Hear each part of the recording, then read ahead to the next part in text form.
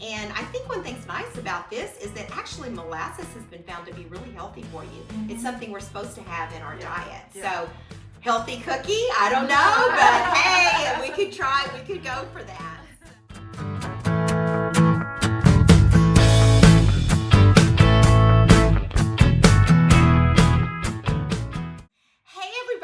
I am here today with my dear friend Julie Salsman. We have been friends many years and in fact have been in a gourmet dinner club together for many years.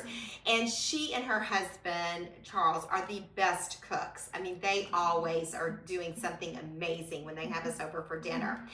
Today, what we're particularly focusing on is Julie is of Texas Swedish descent. And so we are going to make a traditional Swedish cookie. It's a molasses ginger cookie. The one that I make is a soft and chewy version. A lot of times you'll see a thinner, crisp, or like a ginger snap. But the ginger theme is Swedish. Okay, so perfect. We've got a convection or a regular oven here. I'm just going to use bake. Do you have it on convection or just regular? Just regular. You could do it on convection, and I'd lower it 25 degrees. Do 350 convection. And so this just is love that. Good to have that done ahead of time. Parchment can be your best friend in the kitchen. Yeah. And on the line of cookie sheets, I like that light aluminum cookie sheet from almost all my cookies because I've found that the dark ones get it too brown on the bottom. This is nothing precise, but that's just for dipping the cookies in a little water. Oh, okay. So it's not going in the recipe. Yeah, we'll just set it over there for that. So step 2, we're going to whisk the flour and some of these dry ingredients in just a medium bowl, with the whisk. So the flour we need is 2.5 cups of flour, and we're done with that. Okay, we'll put this away then. Then we're going to need some baking soda, and again, I read that twice because the baking powder looks just like the baking soda. So, especially as we get older, we change things. Well, and they changed the packaging too for baking soda. It used to always be just the square little box. Yeah, these are great. I love this one. Yeah. Okay, so 1 teaspoon. Now just level it off. And that's all the baking soda. Okay. Cooking stuff. Okay. Okay, spices and salt. So we'll go down the line with the spices. And I thought I'd mention too, especially at our HEB, they have the bulk spices. And it's so much less expensive.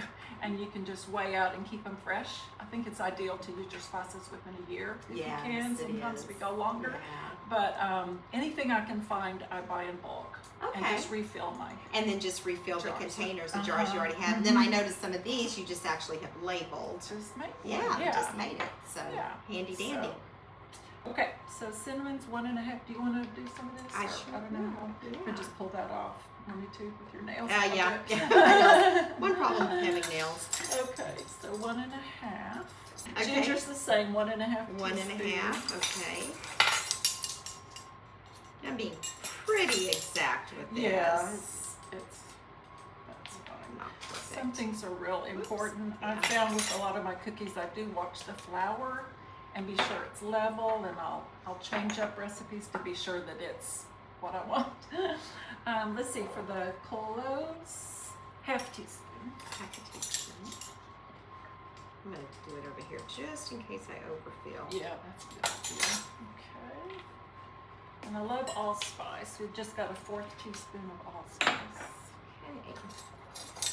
That little teaspoon.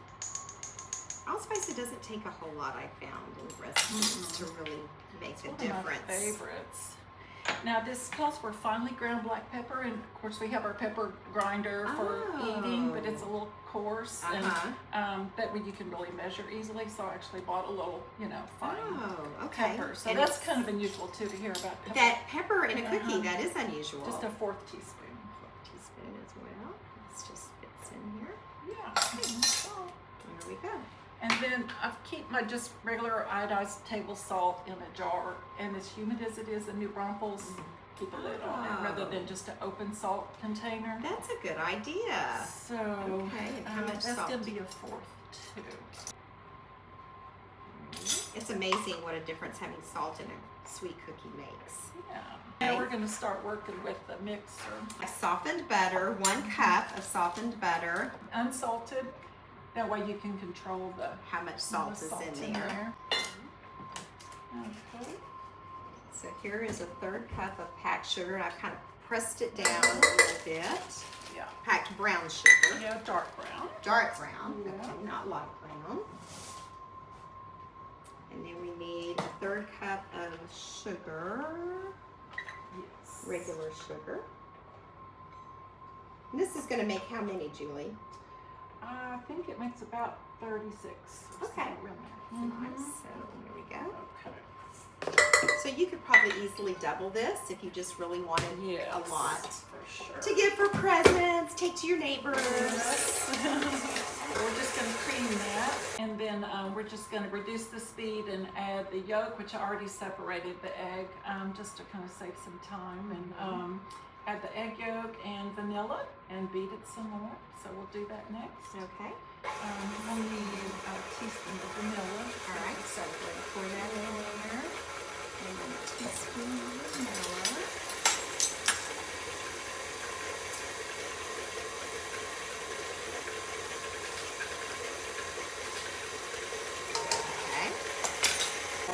Weigh 5 ounces of molasses. Do you use this?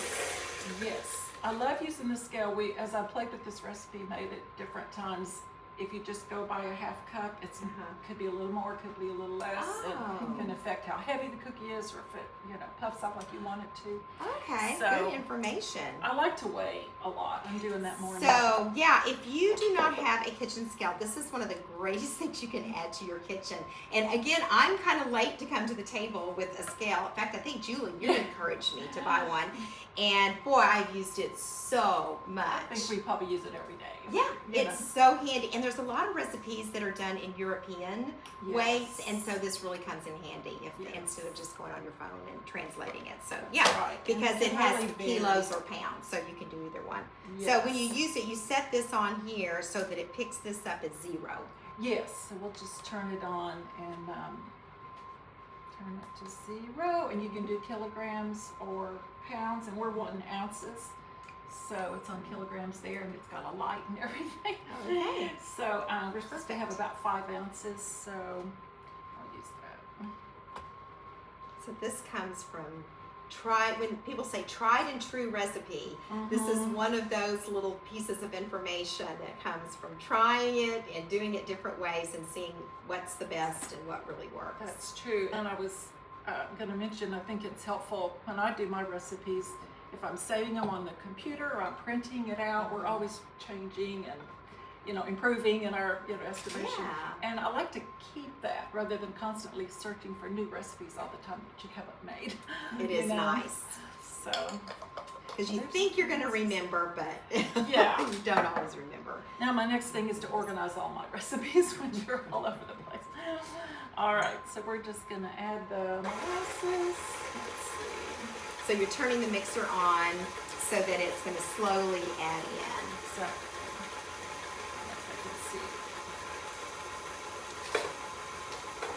go ahead. So we're scraping it down the sides just to make sure the molasses is completely mixed in. Oh, it smells so good. I wish you all could smell the spices. Okay, Miss Cindy, now we're just going to add in that flour slowly. All right, do you want to use like this? Yes, you can start. Okay. I do that oftentimes. Let me just rinse my hands up quick.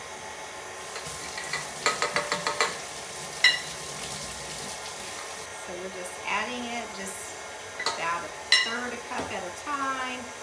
Otherwise, if you add it all at one time, first of all, it's not going to mix in as well. And have you ever had the giant poof in your face? The cloud of flour that comes out of the mixer. The recipe will say use a tablespoon measure, but I have a cookie scoop. Okay. That works. I've got one of those too. I love them. So we'll just do that, get it in a ball, dip it in here, and put it on the... Okay, so we'll just scoop out a little bit like that. Kind of round it out, I guess, just a little. Yeah, I kind of... Here, I'll let you show me how you do it. Just, I see. Press it against there. Okay. And then I'll just put it in my hand and Just kind of lightly roll it do it. around. Just roll it around so in the it's just sugar. coating. Yeah. And we'll just start putting on here. We'll put about a dozen on here. So Right this there. is going to go Okay. in, and we can, prep the other one while it's in. Okay. So, And so this is going in the oven for set how the long? Timer, 10 and a half to Okay. 11. So I'm going to set it for 10 and a half. All right, I think these have cooled a good 5 minutes. So we'll just, normally I put them on a cooling rack too, but we can also just Look at this adorable Christmas platter. on the platter. Okay, we're ready for the test. Let's go for it. Oh my goodness. Amazing. It's sort of like wine. I could smell it before I took a bite. A little bit crunchy on the outside, but it's chewy on the middle. Oh, that is so good. Thank you. Cheers. Oh, this is so fun. Okay, Julie, we have a tradition in Texicureans. Once we've cooked together, then you're a Texicurean. So I love it. everything tastes better in Texas. And I know Charles, your husband, and I have cooked together, so now you have matching aprons. That'll be fun. How romantic is that? Yes. So there Thank you you, go. Cindy. Thank you.